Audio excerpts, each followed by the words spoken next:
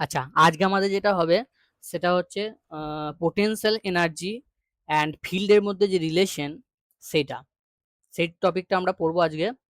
আগের ক্লাসগুলো অবশ্যই দেখে এসো। তাহলে দেখো, যদি কোনো ফোর্স হচ্ছে কনজারভেটিভ হয়, এটা অনলি ফর কনজারভেটিভের জন্যই কিন্তু হবে। ফোর্সটা যদি কনজারভেটিভ হয় তাহলে ফোর্সটার সঙ্গে পোটেনশিয়ালটা আমরা এইভাবে লিখতে পারি,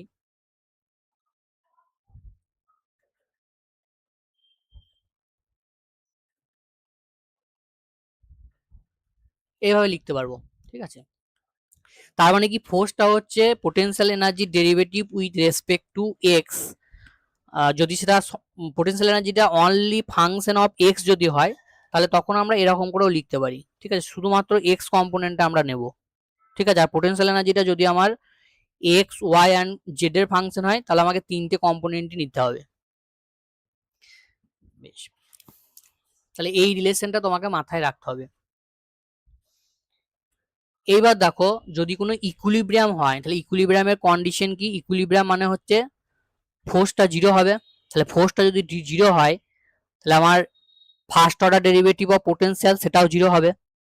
আচ্ছা, এখানে ডেল্টা ইউ ডেল্টা এক্স যেটা লিখছি এটাকে বলা হয় পার্সিয়াল ডেরিভেটিভ। তোমরা ডি দিয়ে যেটা লিখে এসছো সেটা হচ্ছে টোটাল ডেরিভেটিভ। তাহলে যে কোনো ইকুইলিব্রিয়াম হতে গেলে পোটেনশিয়াল এনার্জির ফার্স্ট অর্ডার ডেরিভেটিভটা আমার জিরো হতেই হবে। ইউটা এখানে পোটেনশিয়াল এনার্জি। বেশ, তাহলে এইবার ইকুইলিব্রিয়াম হচ্ছে তিন রকমের হতে পারে। একটা হচ্ছে স্টেবল ইকুইলিব্রিয়াম, একটা হচ্ছে আনস্টেবল ইকুইলিব্রিয়াম, আর একটা হচ্ছে নিউট্রাল ইকুইলিব্রিয়াম।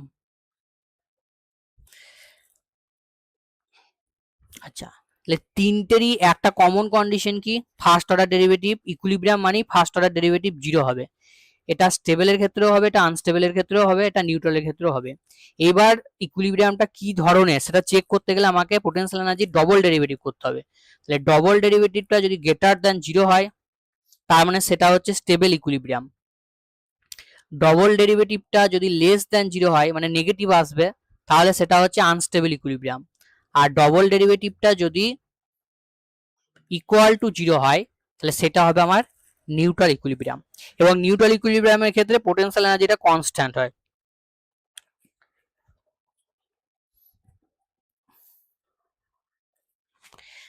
তাহলে স্টেবল ইকুইলিব্রিয়ামের ক্ষেত্রে পোটেনশিয়াল এনার্জিটা মিনিমাম হবে, আর আনস্টেবল ইকুইলিব্রিয়ামের ক্ষেত্রে পোটেনশিয়াল এনার্জিটা ম্যাক্সিমাম হবে। ঠিক আছে, ম্যাক্সিমাম মিনিমা যেখানে আমরা পড়েছিলাম সেখানে দেখবে যে মিনিমার কন্ডিশন ছিল সেকেন্ড অর্ডার ডেরিভেটিভ হচ্ছে গ্রেটার দ্যান জিরো, আর ম্যাক্সিমার কন্ডিশন ছিল সেকেন্ড অর্ডার ডেরিভেটিভটা হচ্ছে লেস দ্যান জিরো। তো সেই কন্ডিশন অনুযায়ী আমরা এখানে বললাম যে পোটেনশিয়াল এনার্জিটা মিনিমাম হবে ফর স্টেবল ইকুইলিব্রিয়াম, আনস্টেবল ইকুইলিব্রিয়ামের জন্য পোটেনশিয়াল এনার্জিটা ম্যাক্সিমাম হবে। আচ্ছা, এবার এই জিনিসটাকে যদি আমি ফিগার দিয়ে বোঝার চেষ্টা করি যে স্টেবল ইকুইলিব্রিয়াম মানে কি, আনস্টেবল ইকুইলিব্রিয়াম মানে কি। ধরো এরকম একটা কোনো একটা বাটি আছে বা কিছু আছে, ঠিক আছে, তো সেই বাটিটার মাথায় তুমি এরকম একটা মার্বেল রেখে দিলে। তো এটাকে যদি তুমি বাইরে থেকে সামান্য পরিমাণ ফোর্স দাও, মানে এই সিস্টেমটাকে যদি তুমি ডিস্টার্ব করো তাহলে বলটা কি হবে, এই নিচেতে পড়ে যাবে। এ কিন্তু চাইলেও আর এই আগের অবস্থায় ফিরে আসতে পারবে না। তার মানে কি, এইটা হচ্ছে আনস্টেবল ইকুইলিব্রিয়াম। তাহলে আনস্টেবল ইকুইলিব্রিয়াম যেখানে আমরা যদি সিস্টেমটাকে সামান্যতম ডিস্টার্ব করি তাহলে সে কিন্তু আর অরিজিনাল অবস্থায় ফিরে আসতে পারবে না। তো সেইখানে সেই ধরনের ইকুইলিব্রিয়ামকে আমরা বলবো আনস্টেবল ইকুইলিব্রিয়াম।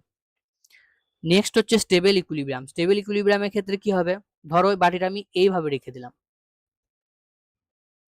এখন বলটাকে আমি এইভাবে রেখেছি, তাহলে এটাকে যদি আমি ডিস্টার্ব করি এইখানে নিয়ে যাই দিয়ে ছেড়ে দিই, ও কিন্তু এইভাবে দুলতে দুলতে দুলতে দুলতে আবার এইখানে এসে থেমে যাবে। তাহলে এই ধরনের ইকুইলিব্রিয়ামকে আমরা বলছি স্টেবল ইকুইলিব্রিয়াম। মানে যেখানে সিস্টেমটাকে আমি যদি ডিস্টার্ব করি তাহলে সেটা আবার তার আগের যে অবস্থা সেখানে ফিরে আসবে। আর নিউট্রাল ইকুইলিব্রিয়াম মানে হচ্ছে এটা হরাইজন্টাল হলে হবে। যদি সারফেসটা এরকম হরাইজন্টাল হয় তাহলে দেখো সারফেসটা হরাইজন্টাল হলে প্রত্যেকটা জায়গায় আমার পোটেনশিয়াল এনার্জির ভ্যালু হচ্ছে সেম হবে, যেহেতু পোটেনশিয়াল এনার্জি হাইটের উপর ডিপেন্ড করে।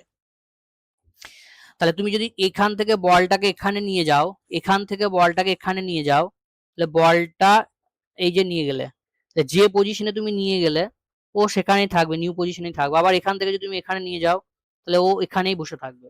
ঠিক আছে, তাহলে নিউট্রাল ইকুইলিব্রিয়াম মানে বলতে পারি এমন একটা স্টেট যেখানে অবজেক্টটা তার নিউ পজিশনে থেকে যাবে।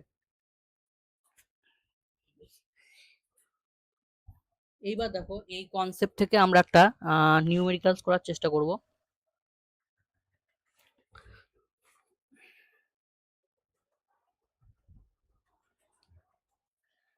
ধরো আমি বললাম যে পোটেনশিয়াল এনার্জি যেটা, পোটেনশিয়াল এনার্জিটা আমি তোমাকে গিভেন দিয়ে দিয়েছি, ঠিক আছে, এরকম দিয়ে দিলাম, যেখানে এ বি হচ্ছে যে কনস্ট্যান্ট আর এক্সটা হচ্ছে ভ্যারিয়েবল।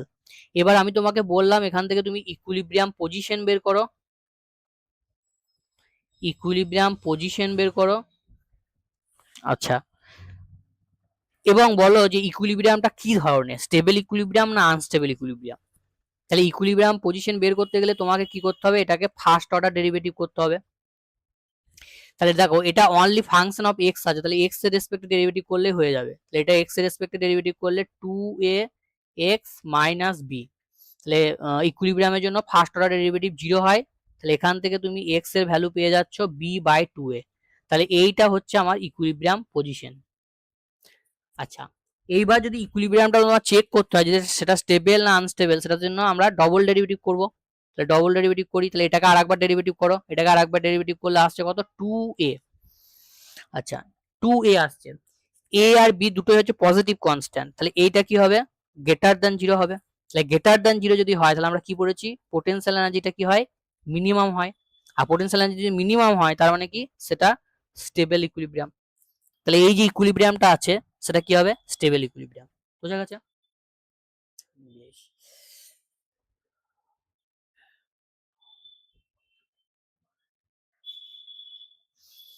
নেক্সট আমরা যাব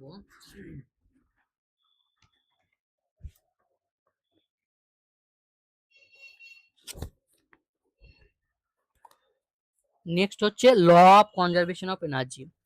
ল অফ কনজারভেশন অফ এনার্জি কি বলছে, law of conservation of energy.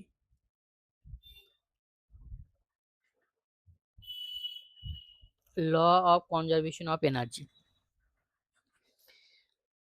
আচ্ছা, যদি একটা অবজেক্টের ওপর শুধুমাত্র কনজারভেটিভ ফোর্স কাজ করে, কন্ডিশনটা মনে রাখবে যে সিস্টেমটার উপর যদি শুধুমাত্র কনজারভেটিভ ফোর্স কাজ করে তাহলে তার যে টোটাল মেকানিক্যাল এনার্জি সেটা কি হবে, কনস্ট্যান্ট হবে। টোটাল মেকানিক্যাল এনার্জিটা কনস্ট্যান্ট হবে। তার উপর কিন্তু কোনো রকমের নন কনজারভেটিভ ফোর্স থাকলে হবে না। যেমন ধরো ফ্রিকশনাল ফোর্স, যেমন হচ্ছে ভিসকাস ফোর্স, এই ফোর্সগুলো থাকলে কিন্তু হবে না, কারণ এগুলো আমরা আগে দেখে এসেছি, এগুলো হচ্ছে নন কনজারভেটিভ ফোর্স। তাহলে এই জিনিসটাকে আমার প্রুভ করতে হবে for free falling body. Free falling বডির ক্ষেত্রে মেকানিক্যাল এনার্জি হচ্ছে অলওয়েজ কনস্ট্যান্ট থাকে, সেটা আমাকে প্রুভ করতে হবে, যেটা তোমাদের বোর্ডে হচ্ছে যে আসে। বেশ, দেখো তাহলে এটাকে কিভাবে আমরা করতে পারি। ধরো এরকম হাইট থেকে এরকম একটা বল আমি ফেলে দিলাম, তাহলে এই হচ্ছে আমার গ্রাউন্ড। আচ্ছা, এবার বলটা এখান থেকে এইভাবে এসে পড়লো, তাহলে বলটা এই জায়গায় একবার আছে, এই জায়গায় একবার আছে, আর একবার জাস্ট গ্রাউন্ড টাচ করার আগে এই জায়গায় আছে। তাহলে এটাকে আমি নাম দিলাম এ, এটাকে আমি নাম দিলাম বি, এটাকে আমি নাম দিলাম সি। এই যে এ পয়েন্টটা আছে, এ পয়েন্টটা গ্রাউন্ড থেকে হাইটটা হচ্ছে এইচ, আর এ থেকে বি এই হাইটটা হচ্ছে আমার এক্স, মানে বলটা এক্স ডিস্টেন্স নেমে এলে বি পয়েন্টে এসে পৌঁছাবে। তাহলে কনজারভেশন অফ এনার্জি যদি আমাকে প্রুভ করতে হয় তাহলে প্রত্যেকটা পয়েন্টে মেকানিক্যাল এনার্জি আমরা চেক করব, মেকানিক্যাল এনার্জি যদি ইকুয়াল হয় তাহলে আমরা বলবো কনজারভেশন অফ এনার্জি ফলো করছে।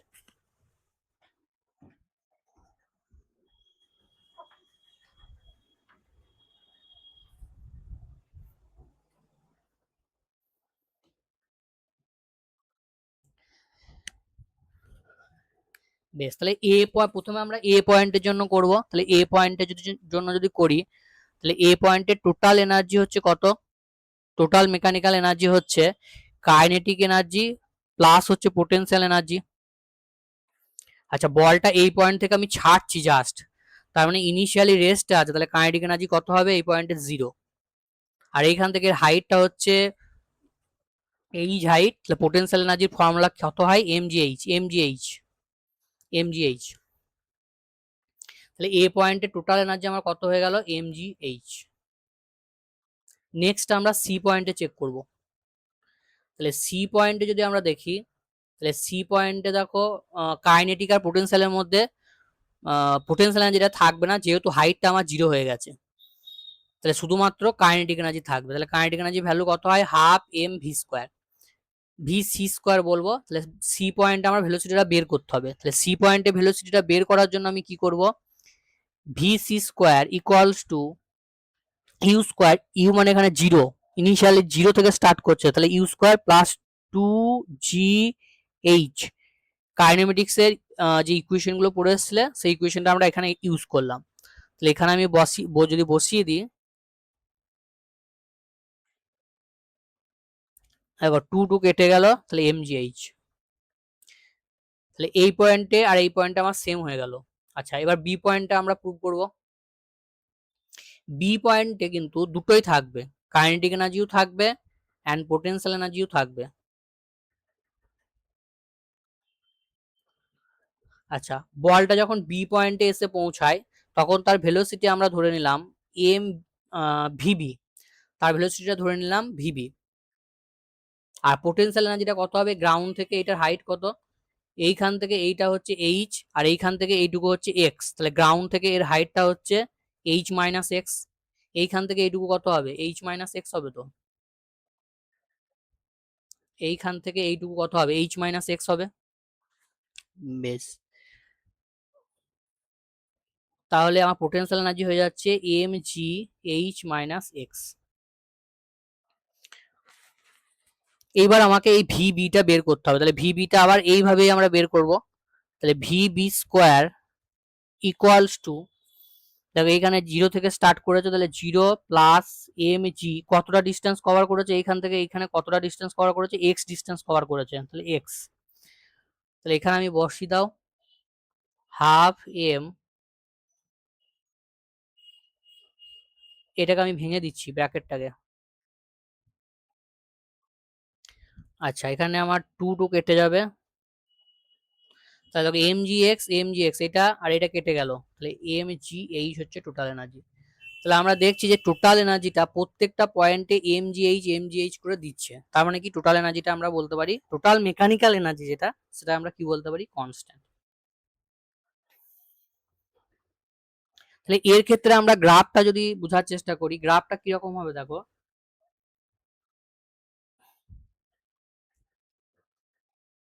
এইদিকে আমি হাইট নিচ্ছি আর এইদিকে আমি এনার্জি নিচ্ছি, মেকানিক্যাল এনার্জি, মেকানিক্যাল এনার্জি। তাহলে এই যদি গ্রাফটা দেখি, যত হাইট বাড়বে তত পোটেনশিয়াল এনার্জি আমার বাড়বে, ঠিক আছে, এবং সেটা হচ্ছে এমজিএইচ। তাহলে এইচ মানে পাওয়ারটা হচ্ছে 1, তার মানে এটা স্ট্রেট লাইন হবে। আচ্ছা, আর কাইনেটিক এনার্জি গ্রাফটা কি হবে, যত আমরা দেখছি যে ডিস্টেন্স তোমার বাড়ছে, কাইনেটিক এনার্জিটা তত কমছে, ঠিক আছে, মানে উপর থেকে যদি দেখি ডিস্টেন্সটা যত বাড়ছে কাইনেটিক এনার্জিটা তত কমছে, এবং সরি কাইনেটিক এনার্জিটা তত বাড়ছে। এবার যদি আমরা নিচে থেকে উপরের দিকে দেখি, ঠিক আছে, নিচে থেকে উপরের দিকে, তাহলে উল্টো হবে, ঠিক আছে, তাহলে নিচে থেকে উপরের দিকে যদি যাই আমরা, তাহলে কাইনেটিক এনার্জিটা আস্তে আস্তে কি হবে কমবে, এবং ফাইনালি এখানে গিয়ে বলটা কি হবে রেস্টে হবে। ধরো একটা বলকে তুমি গ্রাউন্ড থেকে ছুড়ে দিলে, তাহলে উপরের দিকে যত যাবে তার কাইনেটিক এনার্জি কমবে এবং আলটিমেটলি এখানে গিয়ে রেস্টে হয়ে যাবে। তার মানে কি হাইটের সঙ্গে কাইনেটিক এনার্জি আমার কমবে।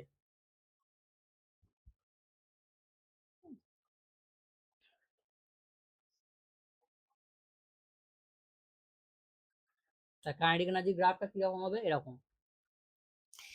আর টোটাল এনার্জিটা হচ্ছে অলওয়েজ কনস্ট্যান্ট থাকবে। তাহলে টোটাল এনার্জি গ্রাফটা যদি আমরা দেখাতে চাই, তাহলে সেটা হবে এরকম, ঠিক আছে, তাহলে এইটা হচ্ছে আমার টোটাল এনার্জি, এইটা হচ্ছে আমার কাইনেটিক এনার্জি, আর এইটা হচ্ছে আমার পোটেনশিয়াল এনার্জি।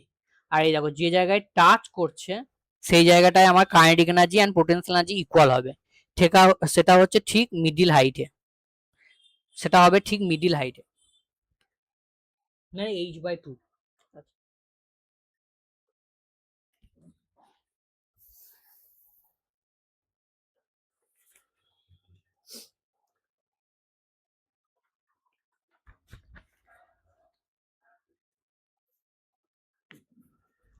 এইবার দেখো এখান থেকে আমরা একটা নিউমেরিক্যাল সলভ করব। আচ্ছা দাঁড়াও, নিউমেরিক্যালসটা করার আগে আমরা স্প্রিং এর পোটেনশিয়াল এনার্জিটা বের করি, কারণ ওটা লাগবে কনসেপ্টটা। তাহলে এইবার যেটা আমরা পড়বো সেটা হচ্ছে ইলাস্টিক পোটেনশিয়াল এনার্জি বা potential energy of the string, potential energy of the string বলছি, সরি, স্প্রিং। তাহলে এটাকে আমরা বলি ইলাস্টিক পোটেনশিয়াল এনার্জি। আর আগেরটা আমার পজিশনের জন্য যেটা ছিল সেটা কি ছিল, গ্র্যাভিটেশনাল পোটেনশিয়াল এনার্জি। বেশ, তাহলে হুকের ল থেকে আমরা জানি F equals to minus K x, যেখানে কেটাকে আমরা কি বলি, স্প্রিং কনস্ট্যান্ট, কেটাকে আমি বলি স্প্রিং কনস্ট্যান্ট। আবার এক্ষুনি আমরা দেখে এলাম যে এফ এর সঙ্গে পোটেনশিয়াল এনার্জির ফাংশন কি, এটা। বেশ, তাহলে এখান থেকে আমি বলতে পারি বোথ সাইড ক্যান, আচ্ছা এখানে আমি যে ডিসপ্লেসমেন্টটা রয়েছে সেটা অ্যালং অনলি এক্স অ্যাক্সিস বরাবর ধরেছি, ঠিক আছে, এই জন্য এখানে আমি টোটাল ডেরিভেটিভ ফর্মে লিখতে পারি। কিন্তু এক্সটা যদি পোটেনশিয়াল এনার্জিটা যদি এক্স ওয়াই জেড এর ফর্মে তিনটেরই ফাংশন হতো, তখন আমি টোটাল ডেরিভেটিভ ফর্মে লিখতে পারতাম না, তখন আমাকে পার্শিয়াল ডেরিভেটিভ ফর্মে লিখতে হতো। তাহলে দেখো এই দুটোকে যদি কম্পেয়ার করি, মাইনাস মাইনাস কেটে গেল, তাহলে d u d x equals to K x, তাহলে d u equals to K x dx, both side integration চাপাও। যখন জিরো ছিল তখন পোটেনশিয়াল এনার্জি জিরো, এবার এটাকে আমি টেনে ধরো এক্স পরিমাণ বাড়িয়েছি, তাহলে তার মধ্যে কত পোটেনশিয়াল এনার্জি স্টোর হলো, ইউ পরিমাণ পোটেনশিয়াল এনার্জি স্টোর হলো। তাহলে ইউ এর ভ্যালুটা কত হয়ে যাবে, এটাকে ইন্টিগ্রেশন করো, তাহলে এটা হয়ে যাবে হাফ কে এক্স স্কোয়ার। তাহলে স্প্রিং এর মধ্যে যে পোটেনশিয়াল এনার্জি স্টোর থাকবে সেটা হচ্ছে হাফ কে এক্স স্কোয়ার। এখানে এক্সটা হচ্ছে এক্সটেনশন অফ দ্য স্প্রিং, স্প্রিংটা যতটা বাড়লো, স্প্রিংটার ইনিশিয়াল লেন্থ নয়, কিন্তু স্প্রিংটা যতটা বাড়লো, ধরো একটা স্প্রিং রয়েছে 20 সেন্টিমিটার, সেটাকে তুমি টেনে 2 সেন্টিমিটার লম্বা করলে, তাহলে এর যে লেন্থে চেঞ্জ হলো কত, সেটা কত, 2 সেন্টিমিটার। এখানে এক্সটা হচ্ছে সেই 2 সেন্টিমিটার, মানে যতটা বাড়লো বা কমলো। বেশ, এবার দেখো একটা কনসেপ্ট থেকে এখানে তোমাদের নিটে বা জেইতে যে কনসেপ্ট থেকে কোশ্চেন আসতে পারে, সেটা হচ্ছে ধরো একটা বল আছে, ঠিক আছে, একটা বল আছে, সেই বলটা গিয়ে এরকম একটা স্প্রিং আছে, সেই স্প্রিং এ গিয়ে ধাক্কা মারলো, তাহলে বলটার মধ্যে কি এনার্জি আছে, কাইনেটিক এনার্জি। স্প্রিংটার মধ্যে কি এনার্জি আছে, সেটা হচ্ছে পোটেনশিয়াল এনার্জি। তাহলে পোটেনশিয়াল এনার্জি ভ্যালু আমরা এটা পড়েছি, তাহলে এই দুটোকে আমরা কি, এইটা যদি এর মধ্যে ধাক্কা মারে তাহলে পুরো এনার্জিটা এখানে ট্রান্সফার হয়ে যাবে, তাহলে কনজারভেশন অফ এনার্জি থেকে আমরা কি বলতে পারি, এই দুটো হচ্ছে ইকুয়াল বলতে পারি। তাহলে এখান থেকে তুমি স্প্রিংটা কতটা তোমার লেন্থে চেঞ্জ হবে, মানে এক্সটেনশন বা কন্ট্রাকশন হবে, সেটা তুমি এখান থেকে বের করে নিতে পারবে। এই হবে ফর্মুলা। এই কনসেপ্টের উপর আমরা একটা নিউমেরিক্যাল, দেখো এই যে নিউমেরিক্যালসটা আছে, দেখো এখানে একটা ইনক্লাইন প্লেন দেওয়া আছে, ইনক্লাইন প্লেনের তোমার উপরে একটা মাস আছে, যে মাসটা তোমাকে বলে দিয়েছে 8 কেজি। বেশ, স্প্রিং কনস্ট্যান্ট বলা আছে, তো এখান থেকে এসে এটা এখানে কলিউশন করলো এবং আলটিমেটলি ব্লকটা কি বলেছে, রেস্ট হয়ে গেল, মানে টোটাল এনার্জিটা এখানে ট্রান্সফার করে দিল। তাহলে কতটা ডিস্টেন্স হচ্ছে, find the distance travel by the block, তাহলে ডিস্টেন্সটা বার করতে বলেছে, মানে এইখান থেকে এই যে ডিস্টেন্সটাও কভার করলো, এই যে ডিস্টেন্সটাও কভার করলো, সেই ডিস্টেন্সটা তোমাকে এখানে বের করতে হবে।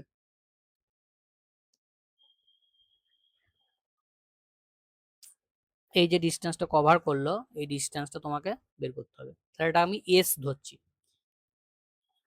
বেশ,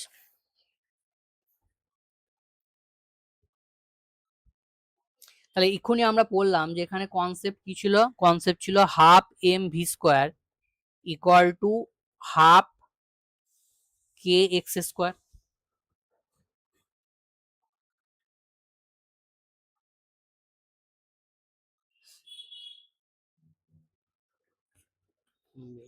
তাহলে এইদিকে আমরা both side half half cancel করে দিলাম। তাহলে আমার চাই কি, আমার চাই হচ্ছে এক্সটেনশন দেওয়া আছে, মাস দেওয়া আছে। আচ্ছা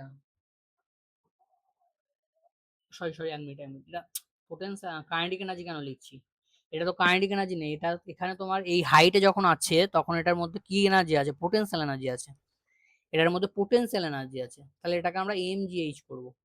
কারণ ব্লকটা তো ইনিশিয়ালি রেস্টে ছিল, তাহলে ইনিশিয়ালি রেস্টে ছিল এবং এটা টপে আছে, তার মানে এর মধ্যে পোটেনশিয়াল এনার্জি আছে, সেই পোটেনশিয়াল এনার্জিটা এর মধ্যে কলিশনের পরে টোটাল কাইনেটিক এনার্জিতে কনভার্ট হয়ে যাবে।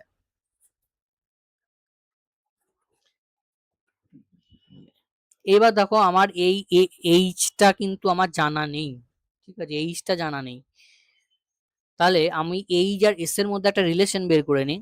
তাহলে সেখানে আমি বলতে পারি sine theta equals to normal by হচ্ছে হাইপো। তাহলে এখান থেকে আমি বলতে পারি H equals to S sine 30, S sine 30।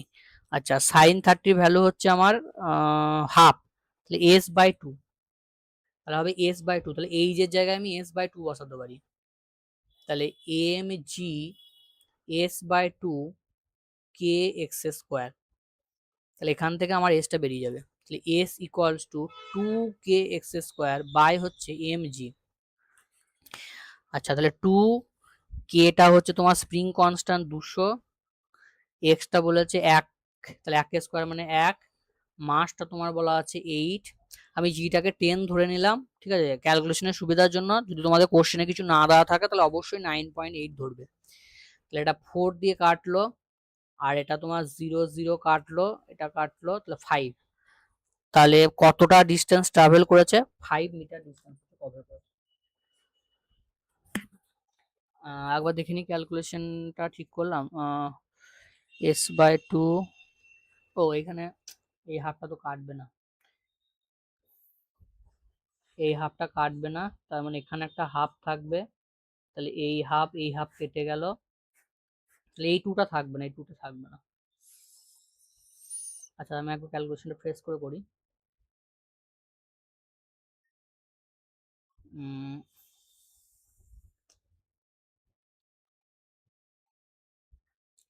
তাহলে এখানে হয়ে যাচ্ছে তোমার M G S by two equals to half K X square, তাহলে এটা কেটে গেল, তাহলে আমার চাই হচ্ছে এস, তাহলে S equal to M K X square by হচ্ছে এম জি, তাহলে কেটা আমার হচ্ছে এখানে 200, এক্সটা 1 বাই এম হচ্ছে 8, জি আমি ক্যালকুলেশনের সুবিধার জন্য 10 নিয়ে নিলাম, তাহলে এটা কাটলে আমার এটা হচ্ছে 20, আর এটা 2 দিয়ে কাটো তাহলে 10, আর এটা 4, তার মানে 2.5 মিটার, 2.5 মিটার হবে আমার right answer.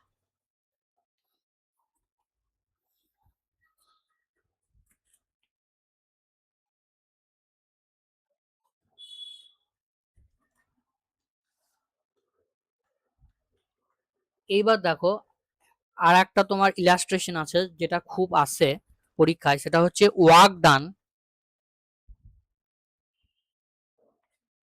In pulling a chain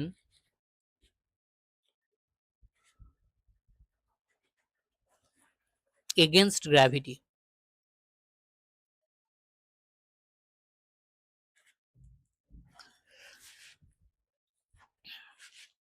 এই জিনিসটা কিরকম, ধরো এরকম একটা টেবিল রয়েছে,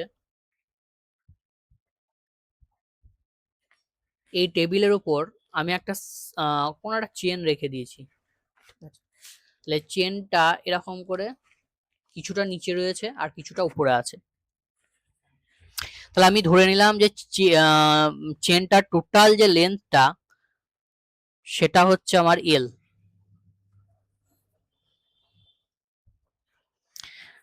ঠিক আছে, এল ইউনিট, ঠিক আছে, সেটা মিটার হতে পারে সেন্টিমিটার হতে পারে, আমি ওটা লিখলাম না, জাস্ট এল ধরলাম। এইবার এইখান থেকে এইটুকু যেটা আমার হ্যাঙ্গিং পোর্শন রয়েছে মানে ঝুলে রয়েছে সেটাকে আমি বললাম এক্স। আচ্ছা তাহলে এই ধরনের প্রবলেম করার ক্ষেত্রে তুমি মনে রাখবে যে কিছুটা পোর্শন উপরে আছে কিছুটা পোর্শন নিচে আছে, তাহলে সেই ধরনের প্রবলেমের ক্ষেত্রে তোমাকে বার করতে হবে মাসের ডেন্সিটি, মানে প্রতিটা ইউনিট লেন্থে কতটা করে মাস আছে, তাহলে সেটাকে আমরা কি বলি, লিনিয়ার মাস ডেন্সিটি। তাহলে সেটা মানে হচ্ছে total mass by total length. তাহলে এই যে চেনটা রয়েছে, চেনটার টোটাল মাসটাকে যদি আমি এম বলি,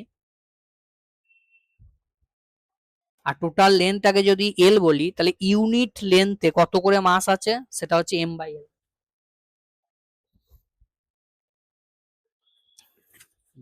তাহলে এইটুকু যেটুকু ঝুলে রয়েছে সেইটুকু পোর্শনের মাস কত হবে, তাহলে মাস অফ হ্যাঙ্গিং পার্ট, সেটা হচ্ছে এইটা ইউনিট, মানে 1 সেন্টিমিটার বা 1 মিটারে এই মাসটা রয়েছে, তাহলে এক্স মিটারে কত থাকবে, এটা ইন্টু এক্স। এইবার এই যে হ্যাঙ্গিং পোর্শনটা আছে, এইটা যদি ইউনিফর্ম হয়, চেনটা চেনটা যদি ইউনিফর্ম হয়, মানে সব জায়গায় মাসটা সমানভাবে ডিস্ট্রিবিউশন করা থাকে, তাহলে এর যে সেন্টার অফ মাস, আমরা জানি যে সেন্টার অফ মাসটা ইউনিফর্ম বডির ক্ষেত্রে ঠিক মিডিলে হয়, তাহলে এইটা ঠিক মিডিলে হচ্ছে তোমার সেন্টার অফ মাসটা থাকবে, সেন্টার অফ মাসটা ঠিক এর মিডিলে থাকবে। তাহলে এই যে পয়েন্ট এইখানে আমি এই পয়েন্টটা এখান থেকে তুলতে কতটা আমাকে ওয়ার্ক ডান করতে হবে সেটা বের করতে হবে, সেইটাই আমার অ্যান্সার হবে। তাহলে কতটা ওয়ার্ক ডান করতে হচ্ছে, আচ্ছা, তো এইটুকু অংশের মাস কত, এইটুকু অংশের মাস তুমি বের করেছো, বসাও।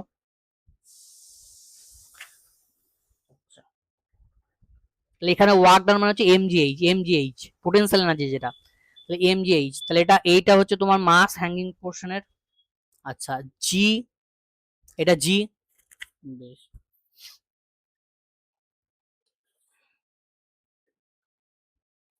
আচ্ছা।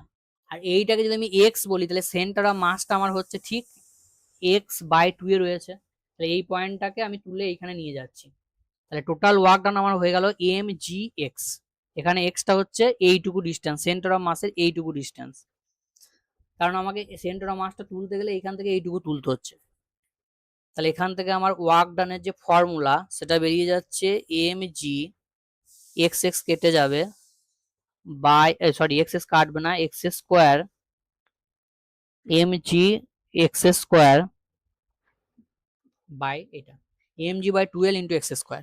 তাহলে এইটা হয়ে যাবে তোমার ওয়ার্ক ডানের ফর্মুলা, যেটা দিয়ে আমার নিউমেরিক্যালস হবে। ইন জেনারেল আমি এটাকে বলে রাখলাম, এটা মাথায় রাখবে, ফর্মুলাটা মুখস্থ করার দরকার নেই, কনসেপ্টটা তুমি বুঝে রাখো, ফর্মুলাটা মুখস্থ করার দরকার নেই, কনসেপ্টটা বুঝে রাখো, এই কনসেপ্ট থেকে তোমাকে প্রবলেমটা করতে হবে।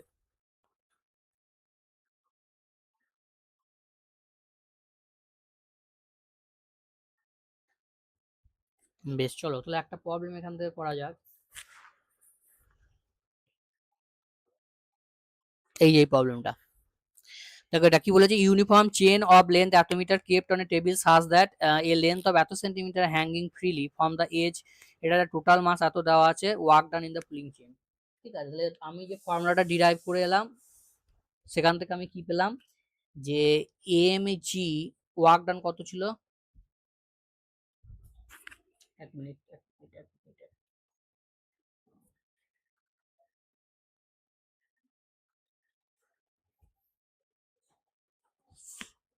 Work done M G,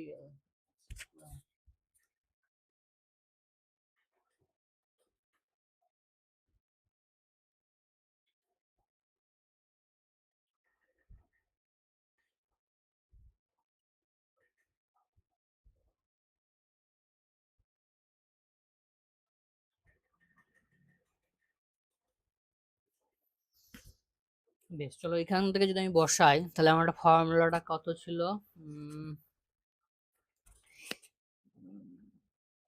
M G by 12 into x square, তাই তো, তাহলে M G by 12 into x square. বেশ, তাহলে এখানে দেখো আমার মাস রয়েছে, এ দেখো দেওয়া আছে 4 কেজি, বসাও। আচ্ছা, জিটা কিছু দেওয়া নেই, আমি 10 ধরে নিচ্ছি, ওকে, ক্যালকুলেশনের সুবিধার জন্য 10, 2 ইন্টু এল, টোটাল লেন্থ কত বলা আছে, 4 মিটার, 4 মিটার বলা আছে, তার মানে হচ্ছে 400 সেন্টিমিটার। আচ্ছা মিটারই করি, চলো মিটারে যদি করি তাহলে এটা 4 মিটার, আর বলেছে 120 মিটার হ্যাং করছে, তাহলে এটা 120 স্কোয়ার। এবার এটাকে মিটারে কনভার্ট করে নেবে, তাহলে এটাকে মিটারে কনভার্ট করলে তোমার আসবে 1.2 এর স্কোয়ার। ব্যাস, এটাকে আবার ক্যালকুলেশন করো, 4 কেটে গেল, তাহলে এটা তোমার হয়ে গেল 5 ইন্টু, এটা করলে আমার আসবে 1.44, তাই তো? বেশ, তাহলে এটা ক্যালকুলেশন করলে আমার আসছে 0.2 থাকলো,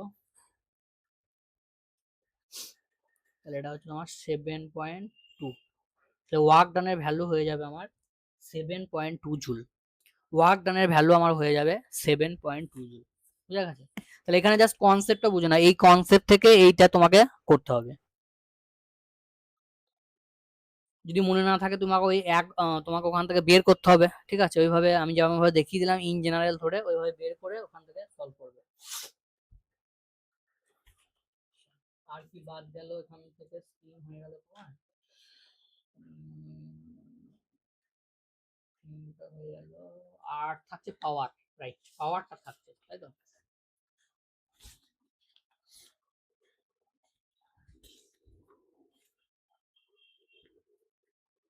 আচ্ছা, পাওয়ারটা খুব শর্ট কোশ্চেন আছে, সেরকম কিছু নেই পাওয়ারের ক্ষেত্রে। আমরা যদি দেখি পাওয়ার, তাহলে পাওয়ার মানে হচ্ছে সহজ কথা যদি আমরা বলি, rate of work done. Rate of work done, এটা হচ্ছে পাওয়ারের ডেফিনেশন। পাওয়ারকে পি দিয়ে লিখি, তাহলে ওয়ার্ক ডান বাই টাইম, মানে প্রতি ইউনিট টাইমে যতটা করে ওয়ার্ক ডান করবে সেটাকে আমরা বলবো পাওয়ার। এবার দেখো আমি এফ ইকুয়াল টু লিখতে পারি এফ ডট এ, ডাব্লিউ ইকুয়াল টু লিখতে পারি এফ ডট এস, মানে force into displacement by time. তাহলে f dot displacement by time, displacement by time কি হয়? ভেলোসিটি। তাহলে দেখো পাওয়ারের এই ফর্মুলাটা কোনো কোনো জায়গায় কাজে লাগবে। এফ ডট ভি তোমাকে দেওয়া থাকবে, F and V in the, F and V হচ্ছে তোমার দেওয়া থাকবে ভেক্টর ফর্মে, তাহলে ভেক্টর ফর্মে দেওয়া থাকলে জাস্ট তাদের মধ্যে ডট করে দেবে, ডট করে দিলেই কি হবে? তোমার পাওয়ারটা বেরিয়ে যাবে। আবার কোনো কোনো জায়গায় এই ফর্মুলা দিয়েও করতে হতে পারে, ওয়ার্ক ডান বাই টাইম দিয়েও করতে হতে পারে। আচ্ছা, এইবার এখানে ওয়ার্ক ডানের এসআই ইউনিট হচ্ছে ওয়াট, ঠিক আছে? ডাইমেনশন তুমি বার করতে পারবে, ওয়ার্ক ডানের ডাইমেনশন হচ্ছে M L square T to the power -2, আর নিচে তোমার টি। তাহলে পাওয়ারের যে ডাইমেনশনটা হবে সেটা হচ্ছে M L square T to the power -3, এটা হয়ে যাবে পাওয়ারের ডাইমেনশন। এসআই ইউনিট কি বললাম? ওয়াট, এটাকে আমরা শর্ট ফর্মে ডাব্লিউ দিয়ে লিখি। আচ্ছা, এবার বড় যখন পাওয়ার হয় তখন আমরা হর্স পাওয়ার বলি, তাহলে হর্স পাওয়ার সমান হচ্ছে 1 হর্স পাওয়ার সমান হচ্ছে 746 ওয়াট, এই রিলেশনটা মনে রাখতে হবে। আর ইনস্ট্যান্টিনিয়াস পাওয়ার যদি বের করতে বলে তখন তোমার ওয়ার্ক ডানটা দেওয়া থাকবে ইন দা, ওয়ার্ক ডানটা দেওয়া থাকবে টাইমের ফাংশন হিসাবে, তাহলে জাস্ট তুমি সেটাকে ডেরিভেটিভ করে দেবে, তাহলে এটা থেকে ইনস্ট্যান্টিনিয়াস যে পাওয়ারটা, ইনস্ট্যান্টিনিয়াস যে পাওয়ারটা সেটা তোমার এখান থেকে বেরিয়ে যাবে।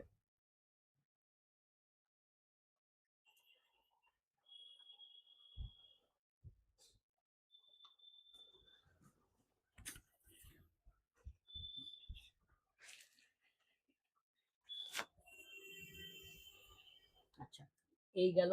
এইবার দেখো আর একটা নিউমেরিক্যালস করাবো, যেটা তোমাদের জেই বা নিটের জন্য লাগতে পারে কনসেপ্টটা। ধরো এরকম একটা পুলি রয়েছে,